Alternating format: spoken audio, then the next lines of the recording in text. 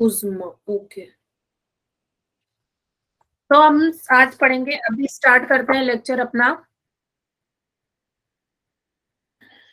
Dalton's law of partial pressure. वैसे तो states of matter में भी पढ़ाया है ये, लेकिन आप लोगों ने सीरियसली लिया नहीं है उस समय। तो इन्होंने क्या बोला था, इन्होंने ये बोला था कि सपोज करो हमारे पास एक गैसियस मिक्सचर है। गैसियस मिक्सचर बोले तो उसमें दो या दो से ज्यादा गैस प्रेजेंट है, ठीक है ना। तो ये हमारा गैसियस मिक्सचर है। तो मैं अलग अलग कलर से दिखा दे रही हूँ। रेड कलर से एक गैस है, और दूसरी जो गैस है हमारी, वो है ब्लू कलर से। ठीक है, ब्लू कलर से है। तो हमारे पास दो गैस है, जो रेड वाली है उसको मैं गैस ए लिखती हूँ, और जो ब्लू वाली है उसको मैं गैस बी लिखती हूँ।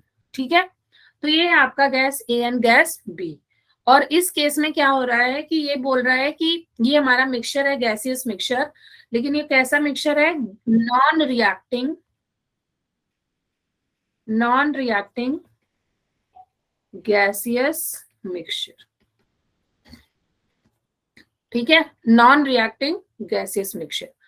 और सपोज करो उस पूरे मिक्सचर का जो प्रेशर है वो है, टोटल प्रेशर है पीटी। गैस ए का जो प्रेशर है वो पीए है, और गैस ए का जो नंबर ऑफ मोल्स है एनए है। गैस पी का जो प्रेशर है पीबी है, और इसका जो नंबर ऑफ मोल्स है दैट इज एनबी।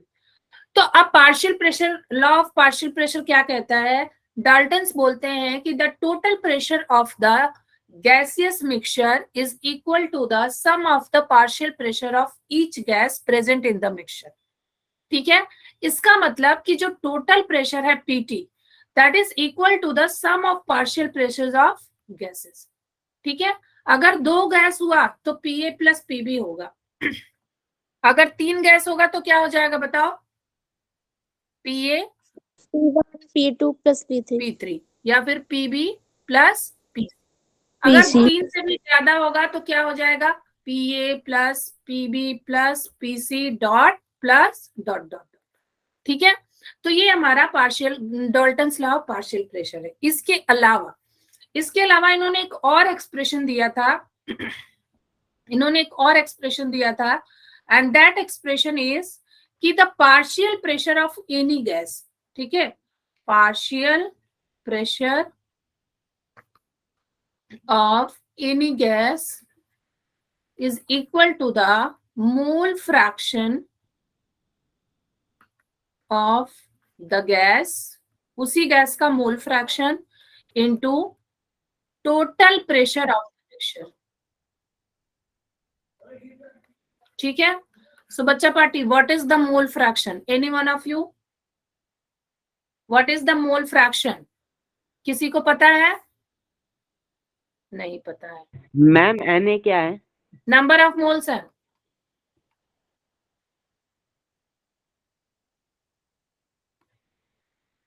ठीक है, ये इसका पार्शियल प्रेशर है। तो नंबर ऑफ मोल्स यानी कि फ्रैक्शन, मोल फ्रैक्शन क्या होता है? तो मोल फ्रैक्शन को जनरली हम डिनोट करते हैं एक्स से, and mole fraction is equal to number of moles, जिसका आपको मोल फ्रैक्शन निकालना है, divided by total moles of solution mixture. ठीक है, टोटल मोल्स ऑफ मिक्सचर। तो अगर हम बात करें, सपोज करो इसी सिस्टम की बात करें, तो इसका टोटल नंबर ऑफ मोल्स क्या होगा बताना जरा? कितनी गैस प्रेजेंट है इसमें? 2। तो क्या होगा? Na plus NB. Yes ma'am. ठीक है, तो ये हो गया टोटल प्रेशर। अगर मैं गैस ए के मोल फ्रैक्शन की बात करूं, तो ये क्या होगा? Number of moles of gas A यानी कि Na divided by Na plus NB. अगर मैं गैस बी के मोल फ्रैक्शन की बात करूं, तो number of moles of B divided by Na plus NB. Mole fraction clear हुआ सबको? जल्दी से reply. Yes ma'am. Yes ma'am, yes ma'am. Ma'am एक बार ये एंटी Na वाला ये वाला बता दो। क्या Na बताओ? नॉन रिएक्टिंग गैसियस मिक्सचर वाला। अरे ये एनटी मतलब total number of moles is equal to N A plus N B, समझ रहे हो? Total number of moles of mixture is equal to N A plus N P. Yes ma'am. Aparna, Aparna तुम तो पहले आई हो, क्या हुआ? फर्स्ट क्लास है।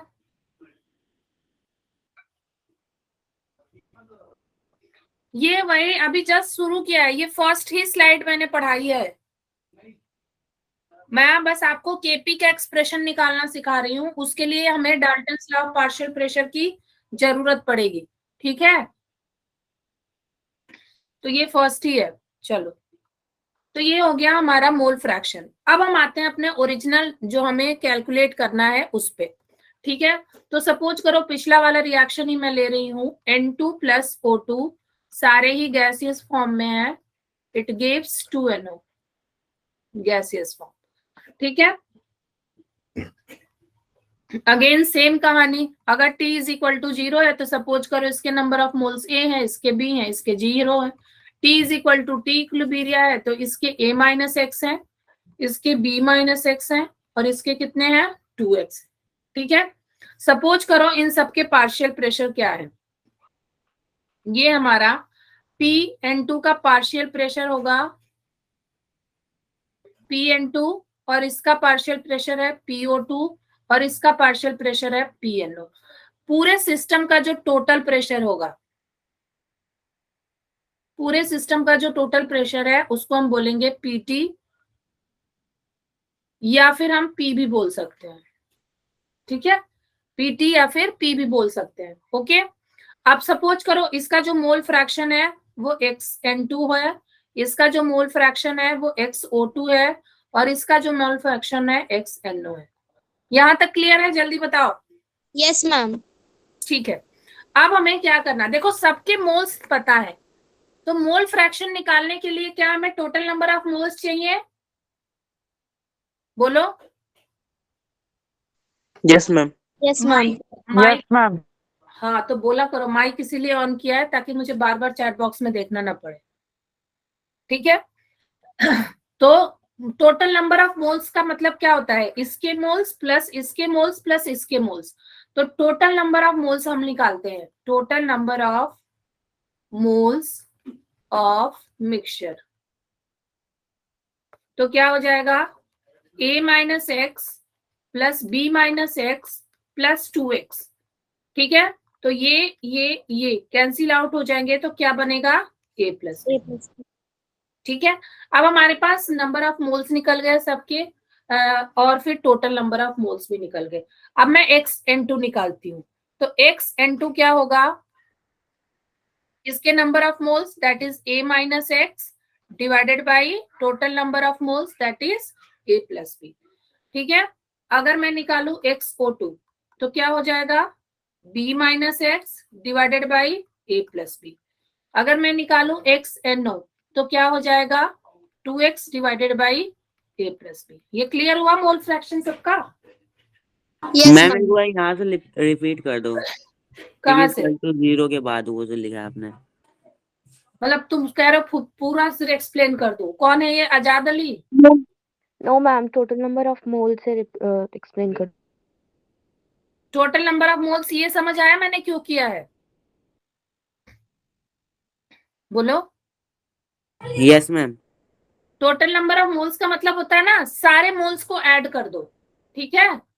तो इसके नंबर ऑफ मोल्स, इसके नंबर ऑफ मोल्स और इसके नंबर ऑफ मोल्स, इनको ऐड कर दिया तो हमारे पास देखो ये ऐड करो तो तुम्हारे पास A प्लस B आ जाएगा, ठीक है? ये प्लस 2x होगा और ये माइनस 2x होगा, माइनस 2x से प्लस 2x कट जाएगा तो हमारे पास A प्लस B आएगा। कॉपी कलम लेके बैठा करो, ठीक है? मोल फ्रैक्शन क्या पढ़ा था हमने? मोल फ्रैक्शन हमने पढ़ा था कि number of moles divided by total moles of the mixture, ठीक है? हर एक का number of moles mole fraction निकालना है। अगर मैं N2 का मोल फ्रैक्शन निकालूंगी तो N2 के number of moles equilibrium condition में कितने हैं A माइनस एक्स और टोटल नंबर ऑफ मोल्स कितने हैं A प्लस B, तो ये हो गया इसका मोल फ्रैक्शन। O2 का मोल्स कितने हैं इक्विलिब्रियम में B माइनस एक्स और टोटल नंबर ऑफ मोल्स कितने हैं A प्लस B, तो ये इसका हो गया। इसके नंबर ऑफ मोल्स 2x है और total number of moles a plus B है। अब क्लियर हुआ कि नहीं हुआ, जल्दी बताओ। यस मैम हो तो गया। नहीं रहती है, yes, मैम आवाज बहुत रहती ठीक है। ओके, तो अब हम आगे बढ़ेंगे। अब हमारे पास, जब मैंने आपको केपी समझाया था तो आपको बताया था कि केपी के एक्सप्रेशन कैसे लिखते हैं, ठीक है ना। तो केपी का एक्सप्रेशन कैसे लिखते हैं, partial pressure of product, product क्या है हमारा, NO का whole square divided by partial pressure of reactant. ये होल स्क्वायर क्यों किया है बताओ। मैम क्योंकि उसके मोल सेट थे। क्योंकि उसका स्टोइकोमेट्रिक कोएफिशिएंट कितना है, 2 है। 2 है मैम।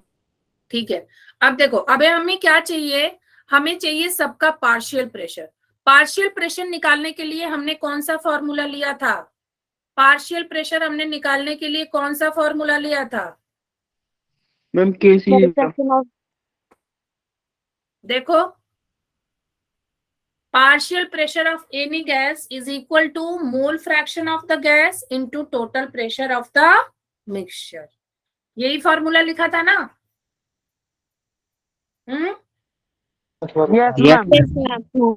तो अब आगे इसी फॉर्मूला का यूज करेंगे, सबका पार्शियल प्रेशर निकालेंगे। ठीक है, तो सबका पार्शियल प्रेशर निकालिए बेटा। तो अगर हम बात करें एक एक के पार्शियल प्रेशर की, तो सबसे पहले अगर मैं पार्शियल प्रेशर ऑफ N2 की बात करूं तो ये क्या होगा, इसका मोल fraction of N2 into total pressure. Total pressure कितना मैंने अज्यूम किया है, P। तो निकालो, PN2 is equal to XN2 कितना है बेटा, ये A minus X A plus B into P। PO2 कैसे निकालेंगे, तो PA2 के लिए XO2 होगा इंटू इसका मिक्सचर का टोटल प्रेशर। तो PO2 कैसे निकालोगे, XO2 कितना आ रहा है, B minus X divided by A plus B into P। ये क्लियर हो रहा है कि नहीं हो रहा है, यस मैम। हो रहा है। तो दूसरे पेज पे चलेंगे। दूसरे पेज पे मैं फिर से लिखूंगी ताकि आपको कंफ्यूजन ना हो, ठीक है। तो मैं यहाँ लिख रही हूँ PN2 is equal to XN2 into P, फिर इसको सॉल्व हमने वैल्यू रखी इसकी, तो ये आया A minus X A plus B into P। अब हमने रखा PO2, तो ये हो जाएगा XO2 इंटू P, फिर B minus X A plus B P। अब आया PNO, PNO का मोल फ्रैक्शन कितना निकाला था हमने, ये 2x upon B A plus B. हाँ, तो ये हो जाएगा XNO इंटू P, कितना था 2x upon A plus B into P। ठीक है, अब हमारे पास यस मैम। एक्सप्रेशन क्या था, KP is equal to PNO partial pressure of NO का square into PN2 into PO2 divided by PN2 into PO2। ठीक है जी, सबकी वैल्यू पुट कर दो। सबसे पहले इसकी वैल्यू पुट करेंगे हम, तो ये हो जाएगा 2x divided by A plus B, ठीक है, इंटू P का whole square divided by A minus X upon A plus B into P, फिर B minus X upon A plus B into P। Clear है बेटा जी, yes ma'am. Yes ma'am. हमने values को put किया है। अब हम इसको सिंप्लीफाई करेंगे, तो KP क्या हो जाएगा, सिंप्लीफाई करोगे आप तो जब KP को सिंप्लीफाई करोगे तो इसका स्क्वायर होगा, यानी कि 4x स्क्वायर इंटू P भी ऊपर रहेगा P square upon A plus B का स्क्वायर, ठीक है, divided by A minus X B minus X into P का square divided by A plus B का स्क्वायर। कौन कौन सी यूनिट्स कटेंगी, A प्लस बी का स्क्वायर और P का स्क्वायर। बहुत बढ़िया। तो ये कट जाएगा इससे, ये कट जाएगा इससे, तो KP की वैल्यू कितनी आ गई, 4x square A minus X B minus x. समझ आ गया, यस मैम। Yes ma'am. तो केपी हमने कैसे प्रूव किया? With the help of partial pressure. और केसी हमने कैसे हेल्प प्रूव किया था? With the help of concentration. ठीक है, ऐसे ही किया था ना। केसी में हमने कॉन्सेंट्रेशन लिया था, कॉन्सेंट्रेशन बोले तो मोलैरिटी, और यहाँ पे केपी के लिए हमने क्या लिया? Partial pressure. तो केपी में हमेशा ध्यान रखना कि you have to calculate the mole fraction. अगर मोल फ्रैक्शन आप कैलकुलेट नहीं करोगे तो केपी निकालना मुश्किल है।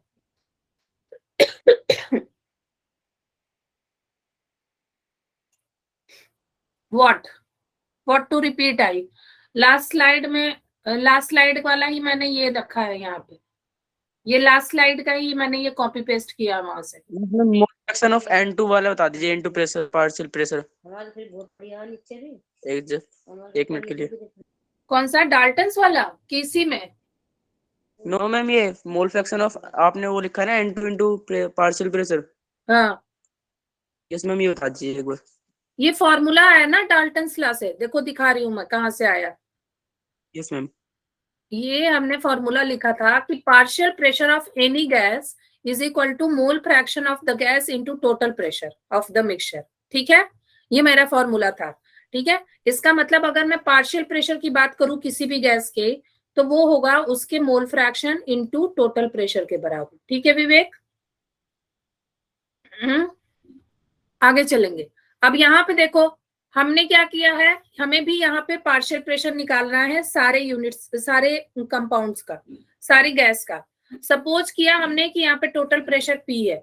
ठीक है, तो अगर मेरे को पार्शियल प्रेशर नाइट्रोजन का निकालना है तो उसका मोल फ्रैक्शन इनटू P करूंगी।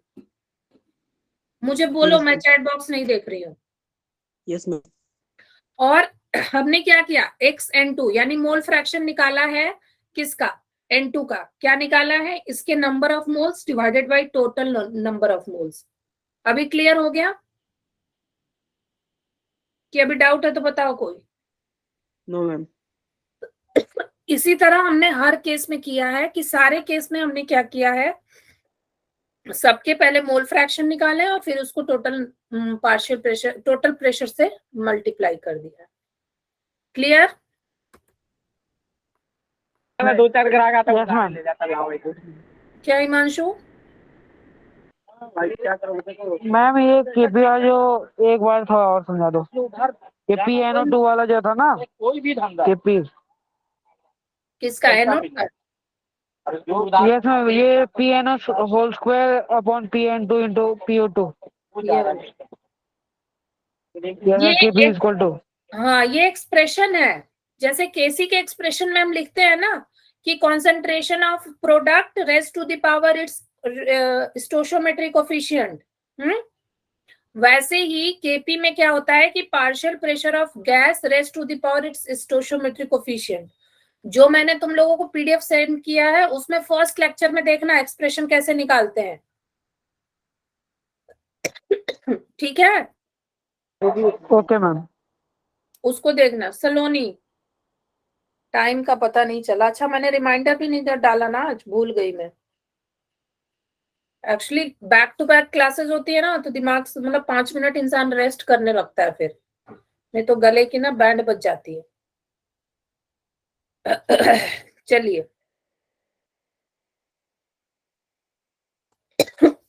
अब हम पढ़ेंगे डिग्री ऑफ डिसोसिएशन।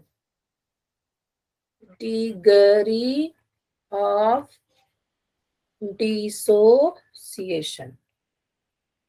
हाँ जी, डिसोसिएशन का क्या मतलब होता है बच्चा party? What is the meaning of dissociation? कोई बताएगा मुझे? कनिष्का, टेल मी बेटा। मैम शायद टूटना। हाँ जी, टूटना। सबको हिंदी आती है ना? हिंदी समझ आ रही है? टूटना। यस मैम, यस मैम, मैं तो हिंदी मीडियम से आया। हाँ, Yes, ma'am. ओके। तो दिस इज टूटना। टूटना मतलब अगर हम बात करें रिएक्टेंट की, तो रिएक्टेंट टूट के प्रोडक्ट में चेंज होगा, है ना? तभी तो रिएक्शन होती है। तो रिएक्टेंट कितना टूटा, डिग्री ऑफ डिसोसिएशन होता है। मतलब डिग्री ऑफ डिसोसिएशन मतलब होता है कितना टूटा। समझ रहे हो? कितना टूटा का मतलब परसेंट कितना टूटा, यानी परसेंट डिसोसिएशन। समझ आ रहा है बच्चा? कितना परसेंट रिएक्टेंट टूटा और प्रोडक्ट में कन्वर्ट हुआ। तो परसेंट डिसोसिएशन इसको डिनोट कैसे करते हैं? तो या तो फिर हम इसको अल्फा से डिनोट करते हैं, अल्फा बोले तो ये वाला, या फिर जो एक्स मैं बार बार लिख रही हूं ना हर एक रिएक्शन में, this x minus x minus x, this x is the degree of dissociation. समझ रहे हो? या फिर हम एक्स से डिनोट करते हैं। ठीक है, तो अगर आपसे कोई पूछे कि R से P में जा रहा है और degree of dissociation of reactant जो है वो 30% है, तो 30% डिग्री ऑफ डिसोसिएशन का मतलब क्या है? 30 डिवाइडेड बाई 100, यानी कि 0.3 इतना टूट रहा है वो। ठीक है ना? अगर आपसे कोई बोले कि इनिशियली हमने 2 मोल्स लिया रिएक्टेंट का लिया और इसका जो है 30% टूटा डिसोसिएशन, यानी डिग्री ऑफ डिसोसिएशन 30% है, तो हम क्या लिखेंगे कि 2 मोल जो है 2 मोल था पहले और अभी क्या हो गया 30% टूटा, यानी 30/100 डिवाइडेड बाई 0.3 हो जाएगा ये। इसका मतलब 2 माइनस 0.3, तो इतना जो बचेगा, कितना बचेगा? 1.7। तो इतना बचेगा और इतना पॉइंट टूट गया। समझ रहे हो तुम? Yes, ma'am. Yes ma'am. तो this is known as degree of dissociation. जो डिग्री ऑफ डिसोसिएशन अल्फा होती है या फिर एक्स होती है, इसकी वैल्यू लाई करती है, लाइज बिटवीन 0 to 1। ठीक है, तो अगर अल्फा की वैल्यू क्या है? 0 है, इसका मतलब 0% डिसोसिएशन, मतलब बिल्कुल ही नहीं टूटा, कोई डिसोसिएशन नहीं हुआ, नो डिसोसिएशन, रिएक्शन प्रोसीड ही नहीं होगी। ठीक है, और अल्फा की वैल्यू 1 है, इसका मतलब 100% डिसोसिएशन, यानी पूरा का पूरा रिएक्टेंट टूट के किसमें पतन गया? प्रोडक्ट में। तो क्या वो रिएक्शन रिवर्सिबल होगी? Yes ma'am. Yes, ma'am. No ma'am. No. कैसे होगी? जब पूरा का पूरा रिएक्टेंट टूट के प्रोडक्ट में बना दिया तो रिएक्शन तो कंप्लीट हो जाएगी ना, तुरंत कंप्लीट हो जाएगी। यस मैम जी। तो वो कंप्लीट हो जाती है तो वो रिएक्शन रिवर्सिबल नहीं होती है। समझ रहे हो? जो आयनिक रिएक्शंस होती है ना वो सारी की सारी इरिवर्सिबल होती है। जैसे कि अगर हमने सोडियम क्लोराइड NaCl को पानी में डाल दिया ना तो पूरा का पूरा वो टूट के आयन में चेंज हो जाता है, Na+Cl- में। ठीक है, Yes, ma'am. पूरा का पूरा। अब क्या वापस से Yes, तुम ma'am. अगर पानी को घोलते हो और क्या वापस में तुम देखते हो कि सॉल्ट नीचे बैठ जाएगा? No ma'am. No, No, ma'am. ma'am. नहीं, इसका मतलब वो रिएक्शन कंप्लीट हो जाती है। तो जो रिएक्शन कंप्लीट हो जाती है ना वो रिवर्सिबल नहीं होती है, इरिवर्सिबल होती है। चलो, यहां तक क्लियर है? Yes, Yes, ma'am. ma'am. एक क्वेश्चन करते हैं डिग्री ऑफ डिसोसिएशन Yes, पे। ma'am. ये देखो, ये केपी का कैलकुलेशन, ये दिख रहा है? PnO2, ये दिख रहा है? Ma'am. Yes, ma'am. Yes, ma'am. ये सब मैंने आपको बता दिया, अब इसमें कुछ भी जानना नहीं है। ठीक है, ये वाला मैंने पढ़ाया भी है आगे, स्प्लिटिंग टूटना। ठीक है, एक यहाँ पढ़ाती हूँ, एक क्वेश्चन करा देती हूँ। ठीक है, क्वेश्चन क्या है देखो, डिग्री ऑफ डिसोसिएशन से रिलेटेड क्वेश्चन है। क्वेश्चन क्या है कि for reaction N2 plus O2 it gives 2NO, initial 1.5 moles of N2 and 2 moles of O2 is taken in a container of volume 1 liter. ठीक है, if degree of dissociation is 30%, then calculate concentration of each species at equilibrium and value of Kc। तो ये हमें calculate करना है। Exactly ऐसे ही question पूछे जाएंगे, ठीक है। जो नेक्स्ट क्लास होगी उसमें हम सिर्फ और सिर्फ क्वेश्चन डिस्कस करेंगे, ठीक है ना। सारे जितना भी टॉपिक पढ़ाया है तो जिस टॉपिक का मैक्सिमम क्वेश्चन हो चुका है, लेकिन केसी और केपी पे अभी क्वेश्चन कम हुए हैं, इस टाइप वाले क्वेश्चन, ठीक है। तो उस दिन हम मैक्सिमम केसी और केपी के क्वेश्चन कवर करेंगे। अब हमें क्या करना है, हाँ जी, रिएक्शन लिख दो। N2 + O2 reversible 2NO। Container का वॉल्यूम कितना दिया है बेटा, 1 लीटर, 1 लीटर। ठीक है। T = 0 पे कितने नंबर ऑफ मोल्स दिए हैं, 1.5, 2 और इसके 0।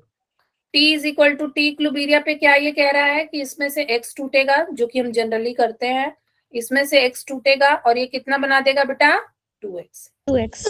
अब हमारे पास क्या X की वैल्यू दी हुई है, यस मैम।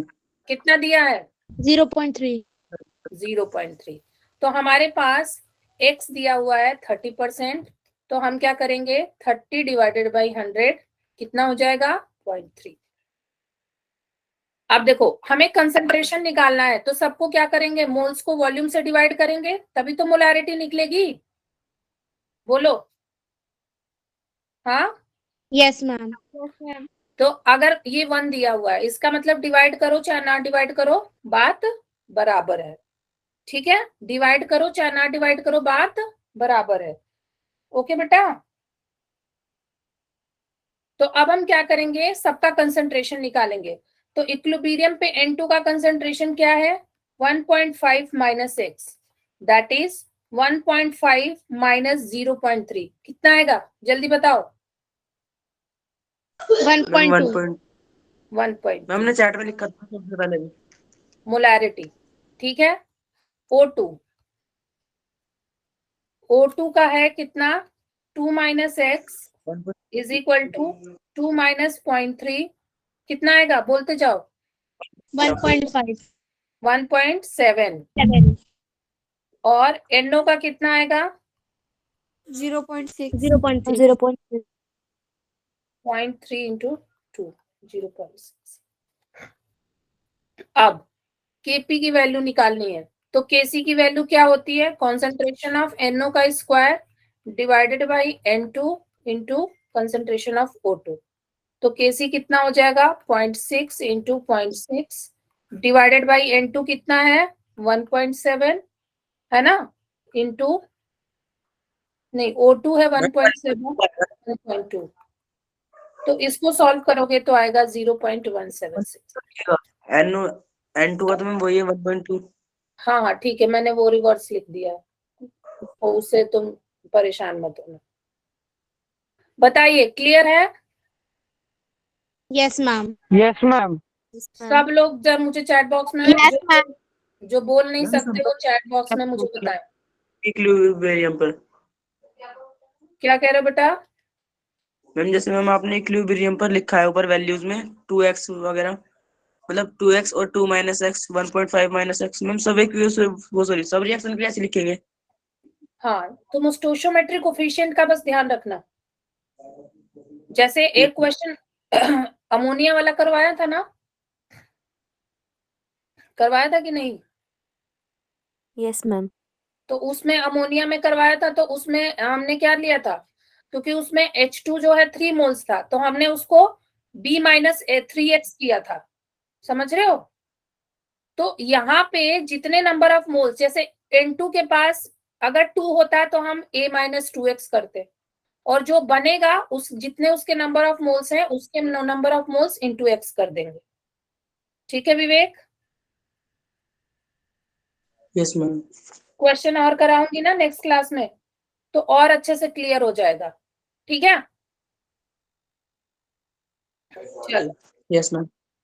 अब हम पढ़ेंगे बेटा the last topic of this chapter, that is Le Chatelier principle. क्या पढ़ेंगे, ली चैट्रियल प्रिंसिपल, ये लास्ट टॉपिक है केमिकल इक्विलिब्रियम का, ठीक है। तो ली मैम चैट्रियल तो चैप्टर खत्म हो जाएगा? हाँ जी, एक क्लास और लूंगी जो नेक्स्ट होगी, कल है ना, कल है नहीं तुम्हारी, मैम कल नहीं है शायद से। मंडे है ना? मैम मंडे को है, मंडे को है।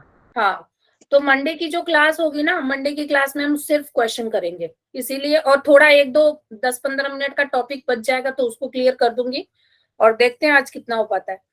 तो ली चैट्रियल प्रिंसिपल क्या कहता है, मैंने आपको बताया था कि जब हम इक्विलिब्रियम मेंटेन करते हैं किसी भी रिएक्शन में, तो इक्विलिब्रियम जब मेंटेन हो जाती है तो उसके बाद उस रिएक्शन में कोई भी ऑब्जर्वेबल चेंज नहीं दिखता है। ऑब्जर्वेबल चेंज बोले तो ना उसमें प्रेशर में चेंज दिखेगा, ना उसमें कॉन्सेंट्रेशन में चेंज दिखेगा, सारी वैल्यू क्या होती है, कांस्टेंट होती है। यही बताया था आपको कि सारी की Yes, सारी ma'am. वैल्यू क्या होती है, कांस्टेंट होती है, ठीक है ना। अब सपोज करो तुमने इक्विलिब्रियम को छेड़ दिया, छेड़ देने का मतलब होता है इक्विलिब्रियम को डिस्टर्ब कर दिया, ठीक है। अब जब इक्विलिब्रियम डिस्टर्ब हो जाएगा तो कैसे डिस्टर्ब होगा, तुमने कोई ना कोई वेरिएबल उसमें चेंज किया होगा, या तुम उसके कंसंट्रेशन से छेड़खानी करो, या तुम उसके टेम्परेचर से छेड़खानी करो, या तुम उसके प्रेशर से छेड़खानी करो, किसी ना किसी तो उसके वेरिएबल को तुमने परेशान किया होगा ना, तभी तो इक्विलिब्रियम डिस्टर्ब हुआ होगा, बोलो। Yes, ma'am. ठीक है, Yes, ma'am. तभी इक्विलिब्रियम डिस्टर्ब हो गया। तो वो क्या कहता है ली चैट्रियल प्रिंसिपल, वो ये कहता है कि जब भी हम किसी वेरिएबल में चेंज करते हैं तो हमारा इक्विलिब्रियम डिस्टर्ब होता है, और जब हमारा इक्विलिब्रियम डिस्टर्ब होगा ना तो पूरा रिएक्शन डिस्टर्ब हो जाएगा, और रिएक्शन डिस्टर्ब हो जाएगा तो क्या करना चाहेगा रिएक्शन, रिएक्शन फिर से इक्विलिब्रियम में जाना चाहेगा, ठीक है। और रिएक्शन फिर से इक्विलिब्रियम में जाने के लिए रिएक्शन जो है उस डायरेक्शन में शिफ्ट होगा जिधर जो चेंज आपने वेरिएबल का चेंज किया है उसको नलीफाई कर सके। दूसरी बार बताती हूं मैं कि if you are change the any variable, the equilibrium will disturb and the reaction will shift in that direction to nullify the change in the variable, ठीक है। तो ये ली चैट्रियल प्रिंसिपल ये कहता है बेसिकली कि हर एक सिस्टम ना इक्विलिब्रियम में रहना चाहता है, हर एक सिस्टम इक्विलिब्रियम में रहना चाहता है, ठीक है ना। और अगर हम उसके इक्विलिब्रियम को डिस्टर्ब करते हैं ना तो वो क्या करता है, कैसे ना कैसे करके अपना दोबारा से इक्विलिब्रियम मेंटेन करना चाहता है, और उसको मेंटेन करने की वजह से उस रिएक्शन में कभी ये होता है कि रिएक्शन फॉरवर्ड शिफ्ट हो जाता है, कभी ये होता है कि रिएक्शन बैकवर्ड शिफ्ट हो जाता है। समझाते हैं उसको उससे एग्जांपल से, पहले हम इसके वो देख लेते हैं, क्या डेफिनेशन मैंने बता ही दिया था। तो ये फ्रेंच केमिस्ट थे, इन्होंने बताया था a change in one of the variable that describe the system, which variable, pressure, temperature, volume and concentration, ठीक है ना, that describe a system at equilibrium produces a shift in the position of equilibrium, ठीक है ना, that counteract का मतलब nullify the effect of this change, मतलब equilibrium disturb करोगे तो इक्विलिब्रियम दोबारा मेंटेन करने के लिए रिएक्शन उस डायरेक्शन में शिफ्ट होगा जिस डायरेक्शन में जो आपने चेंज किया है जिस वेरिएबल को, उसका चेंज जो है नलीफाई हो जाए, ठीक है ना। Le Chatelier principle describe what happen to a system when something is momentarily take place it away from the equilibrium, ये बताता है कि अगर आपने इक्विलिब्रियम को छेड़ा है तो रिएक्शन में क्या होता है, ठीक है ना। तो कौन कौन से वेरिएबल इसको परेशान कर सकते हैं, changing the concentration of one of the component, अगर आपने किसी का कंसंट्रेशन चेंज कर दिया किसी भी उसका, वो हमारे पास इक्विलिब्रियम शिफ्ट हो जाएगा। Changing the pressure on the system, pressure change करोगे तब हमारा इक्विलिब्रियम वो शिफ्ट हो जाएगा। टेम्परेचर और एडिशन ऑफ इनर्ट गैस, तो ये 4 पैरामीटर हमें देखना है, ठीक है। 2 पैरामीटर आज में हम देखते हैं, कंसंट्रेशन और एक टेम्परेचर, ठीक है। अब मैं इसको समझाती हूँ आपको एग्जांपल से। Effect of concentration change on equilibrium and product, पहले देख लो फिर पढ़ना, इसको पढ़ दूंगी मैं। सपोज करो मेरे पास है ये रिएक्टेंट एंड प्रोडक्ट, ठीक है। जब R से P जाता है तो इसको हम बोलते हैं फॉरवर्ड डायरेक्शन, और जब P से R जाता है तो इसको हम क्या बोलते हैं, बैकवर्ड डायरेक्शन। Backward. ठीक है, सपोज करो, पहला हमारा सपोज करो कि हमने क्या किया कि रिएक्टेंट के कंसंट्रेशन को चेंज किया। इसका मतलब हमने क्या किया, एडिशन ऑफ रिएक्टेंट, बाहर से हमने रिएक्टेंट को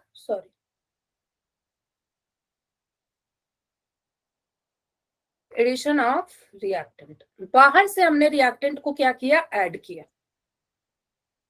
बाहर से हमने रिएक्शन को ऐड किया। हाँ जी कनिष्का। नलीफाई मतलब उसके इफेक्ट को कम कर देना विवेक। कनिष्का, अगर हम रिएक्शन में रिएक्टेंट बाहर से ऐड कर रहे हैं तो उस पूरे रिएक्शन मिक्सचर में रिएक्टेंट का अमाउंट बढ़ेगा कि घटेगा? मैम बढ़ेगा। बढ़ेगा। अगर उसमें बढ़ जाएगा तो अगर उसमें रिएक्टेंट का अमाउंट बढ़ जाएगा तो अब विवेक बताएगा। विवेक ये बताओ, अगर रिएक्टेंट का अमाउंट बढ़ जाएगा तो उसको कम करने के लिए हमें क्या करना पड़ेगा? मैम उसको मैम प्रोडक्ट मैम बोलो बोलो, सही बोल रहे हो। मैम प्रोडक्ट का भी तो अमाउंट बढ़ाना पड़ेगा शायद। तो मतलब उसको तोड़ के हम ऐसे करें ना कि वो टूट के प्रोडक्ट में चेंज होना शुरू हो जाए। Yes ma'am. Yes ma'am. हाँ, तो अपर अगर वो प्रोडक्ट में चेंज होना शुरू हो जाएगा तो अपर्णा रिएक्शन फॉरवर्ड शिफ्ट होगी कि बैकवर्ड शिफ्ट होगी? Ma'am forward. फॉरवर्ड। ठीक है, तो वेरी गुड सलोनी। रिएक्शन में अगर हमने रिएक्टेंट का अमाउंट बढ़ा दिया तो रिएक्टेंट के अमाउंट को काउंटर कैसे करेंगे? जब हम प्रोडक्ट का अमाउंट भी बढ़ेगा। और प्रोडक्ट का अमाउंट कैसे बढ़ेगा? जब रिएक्टेंट टूट के क्या बना देगा? प्रोडक्ट। तो रिएक्टेंट तब तक टूटेगा जब तक कि प्रोडक्ट और रिएक्टेंट का कंसंट्रेशन सेम ना हो जाए, और जैसे ही सेम होगा एक नई इक्विलिब्रियम कंडीशन ऑब्टेन हो जाएगी। समझ में आ रही है बात? Yes ma'am. ठीक है, तो ये हमारा डिसोसिएशन, हाँ यू कैन से डिसोसिएशन। तो एडिशन ऑफ रिएक्टेंट अगर हम करेंगे तो हमारे पास जो होगी जो रिएक्शन होगी, reaction will shift in forward direction. ये सबको क्लियर हो गया ना बच्चा पार्टी? हाँ, तो यस मैम। अब इसका दूसरा बना दो। अगर हमने एडिशन कर दिया, एडिशन ऑफ प्रोडक्ट, तो रिएक्शन किधर शिफ्ट होगी? फॉरवर्ड। रिएक्शन विल शिफ्ट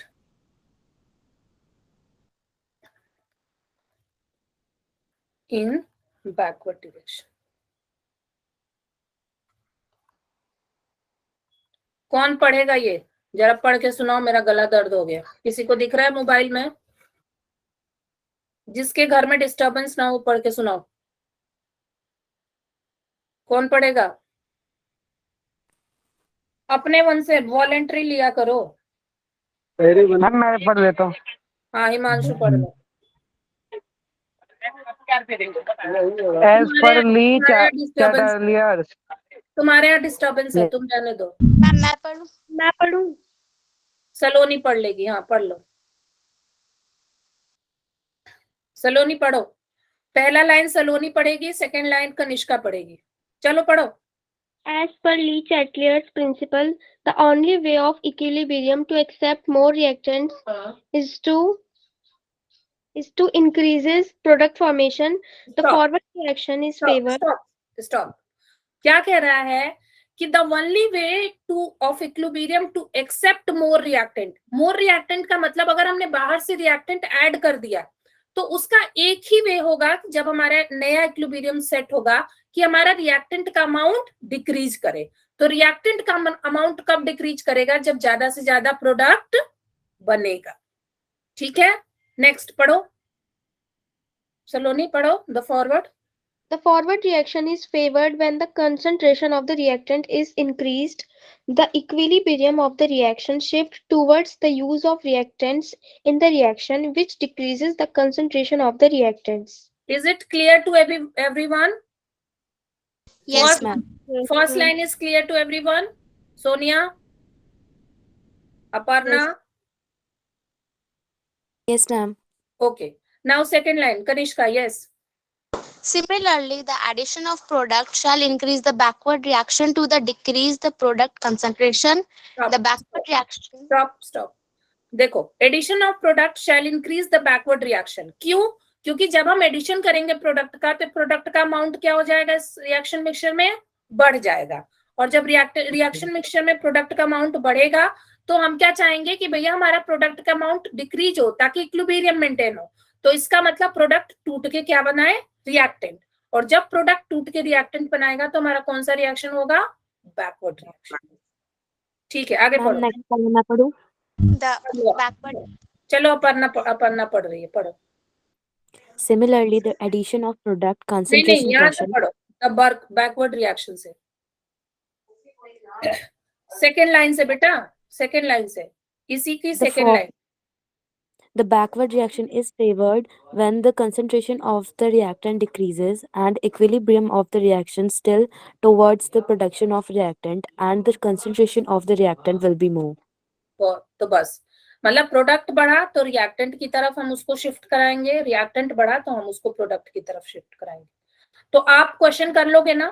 किस क्वेश्चन? अच्छा एक बात बताओ और, सलोनी, ठीक है, तो अब क्या होगा, जैसे कि आप क्वेश्चन कभी पूछ दिया कि अगर हमने रिएक्शन में से ना प्रोडक्ट हटा दिया, प्रोडक्ट्स का कुछ अमाउंट निकाल दिया, ठीक है, प्रोडक्ट का कुछ अमाउंट निकाल दिया, तो हमारे रिएक्शन मिक्सचर में प्रोडक्ट का अमाउंट कम हो जाएगा ना?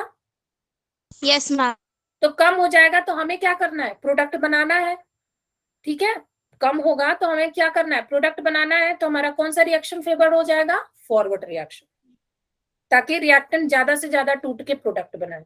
सिमिलर केस रिएक्टेंट के साथ भी होगा। रिएक्टेंट का कुछ अमाउंट हम निकाल देंगे तो हमारी कोशिश रहेगी कि रिएक्टेंट का अमाउंट फिर से रिज्यूम हो जाए। तो रिज्यूम कैसे होगा? जब प्रोडक्ट टूट के क्या बना देगा? रिएक्टेंट। तो ये बैकवर्ड फॉरवर्ड हो जाएगा। दूसरा इफेक्ट जो है वो टेम्परेचर का इफेक्ट है।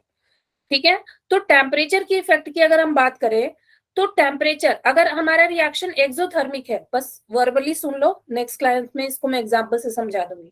अगर मेरा रिएक्शन एक्सोथर्मिक है और हमने टेम्परेचर बढ़ा दिया तो वो रिएक्शन की रेट बढ़ेगी या घटेगी? मैम घटेगी। रविकांत बोलो। मैम एक बार रिपीट करना।